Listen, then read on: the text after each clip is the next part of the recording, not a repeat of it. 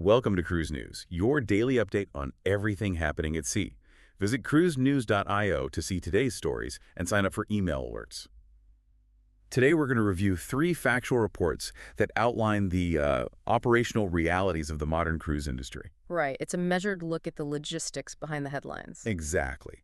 And for you, the listener, we are going to provide the necessary data, dates, and historical context you need to really understand today's industry developments. We'll be looking at a public health incident and the operational response aboard the Ruby Princess, a major international maritime gathering anchored by the Queen Mary II in New York Harbor, and finally, the logistical routing of a newly announced 172-day world cruise by Nicko Cruises. Yeah, it really spans the entire operational spectrum. I mean, from highly localized internal health management to global deployments. So let's start with the facts regarding the Ruby Princess. On July 2, the vessel returned to San Francisco's James R. Herman Cruise Terminal at Pier 27, and this was at the conclusion of a 20-night round-trip Alaska and British Columbia cruise. Which is a fairly extensive regional itinerary. It is, yeah. Yeah. The exact routing included visits to Valdez, Wrangell, Ketchikan, Juneau, Skagway, Icy Stray Point, Seward, Sitka, and Prince Rupert. And they also did scenic cruising in Endicott Arm Fjord, Hubbard Glacier, and Glacier Bay National Park. Right. And just to give you the exact specifications of the ship we're talking about, the Ruby Princess is 113,561 gross tons. It was built in 2008 and refurbished in 2023. For this voyage, it was carrying 3,032 guests and 11,144 crew. And that guest and crew count is really the crucial data point here because the ship experienced a norovirus outbreak that triggered reporting to the CDC Vessel Sanitation Program. Or the VSP, right. Exactly, VSP. The precise numbers reported were 102 guests, which is 3.4% of the passengers, and 23 crew, which equals exactly 2% of the crew population. So the obvious factual trigger for CDC involvement here is that 3.4% figure. Yes, the illness rate exceeded the strict 3% threshold. But there's also a geographic factor. The VSP rules applied specifically because the itinerary included a Canadian call, that was Prince Rupert, and then the ship returned to a U.S. port. Returning to San Francisco, right. So looking strictly at the operational response, what exact measures were implemented on board to manage this outbreak? Because they had to do this without delaying debarkation at Pier 27. Well, the sanitation protocols are pretty rigid. First, you have the isolation of the ill individuals. Then, in the public spaces, they shift to crew service in all buffet areas. So they just remove the self-service aspect entirely. Right, completely. And they implement increased cleaning of frequently touched surfaces throughout the ship. But the most significant logistical hurdle was the stateroom deep cleaning windows. They executed those on June 16th and June 17th. And during those specific windows, the morning stateroom service was actually suspended, wasn't it? Yes, it was. They suspended the morning service to reallocate the labor for the deep cleaning, but they did ensure that the evening turndown continued as scheduled. Okay, that makes sense. To put this in a broader context, this is actually the 3rd confirmed Princess Cruises norovirus event in 2026.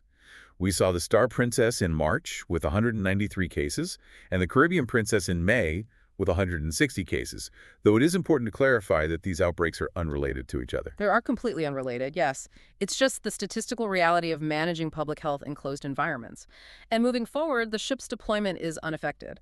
The Ruby Princess is currently executing 10-night inside passage cruises and then moving to a winter program in September 2026. And that covers California, Hawaii, and Mexico, right? Correct. Moving from the internal health protocols and management of a 3,000-passenger vessel on a regional route to the external harbor logistics of managing over 100 vessels for an international maritime spectacle. Right, a total shift in operational focus. Exactly. This brings us to the July 4 events in New York Harbor.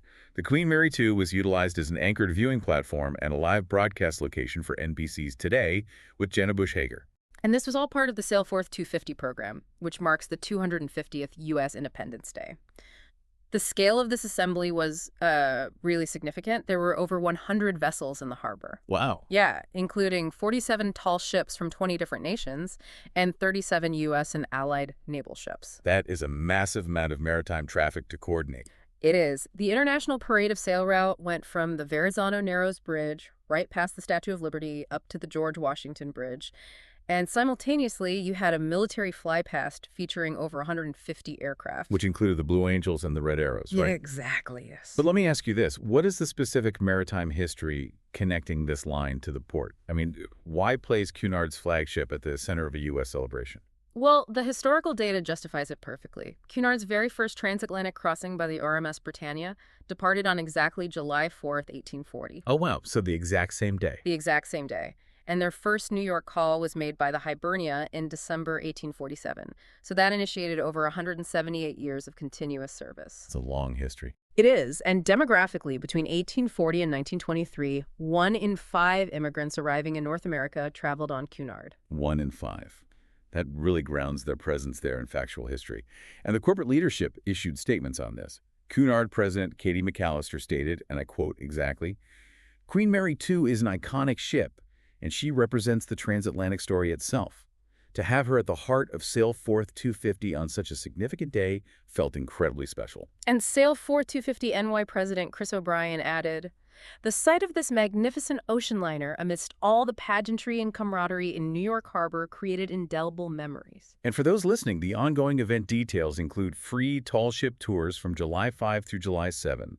Those are at Brooklyn Bridge Park, South Street Seaport, Staten Island Waterfront Park, and Seal City at the Intrepid and Manhattan Cruise Terminal. It's a major ongoing logistical effort. It is. So transitioning from an established historic transatlantic route and single-day event logistics to the planning of an extensive, nearly 6-month trans-global itinerary. Yeah, this is where the long-term supply chain planning really comes into play. Definitely.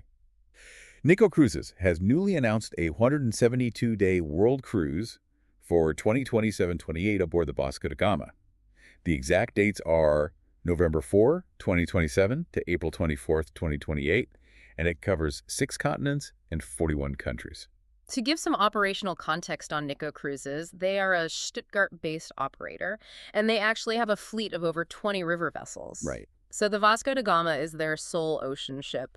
To market a voyage of this length, they offer varied booking structures. You can book the complete big world tour, or there's a 125-day small world tour that runs from Panama City to Lisbon. And they also break it down into 9 individual sectors. Correct, yes. So I want to get a granular breakdown of the routing here, because covering 41 countries requires highly specific geographic progression. Can you map out the progression of the middle and final sectors for the listener? Certainly. So after the initial Atlantic crossing to the Caribbean, there's a 14-day Martinique to Santo Domingo leg. From there, they execute the Panama Canal Transit.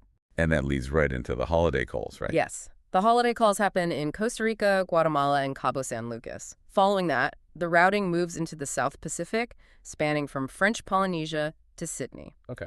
Then they do a 20-day Australian coast to Jakarta sector, which is followed immediately by a 24-day leg from Singapore to Mombasa. So that positions them for the African conclusion. Exactly. The African conclusion features safaris in South Africa, navigating the Garden Route, and then the Atlantic coast return all the way up to Lisbon. And regarding the onboard programming during these long stretches, specifically for the Durban to Lisbon leg, which runs from March 29 to April 24, 2028, Yeah. they have specific guest encounters scheduled. Right. They have to maintain passenger engagement. Yeah. Fitness coach Detlef Soest and yoga expert Kate Hall will be leading Yodaki courses, and there will also be performances at Hollywood's theater. As a final scheduling note on this, their prior 2026-27 World Cruise is slated to begin November 3, 2026. It really emphasizes how modern cruise operations span an immense logistical spectrum. I mean, you look at localized public health management under CDC guidelines on one hand, and on the other, the execution of 172-day global circumnavigations across 41 international jurisdictions. The operational bandwidth required is quite significant.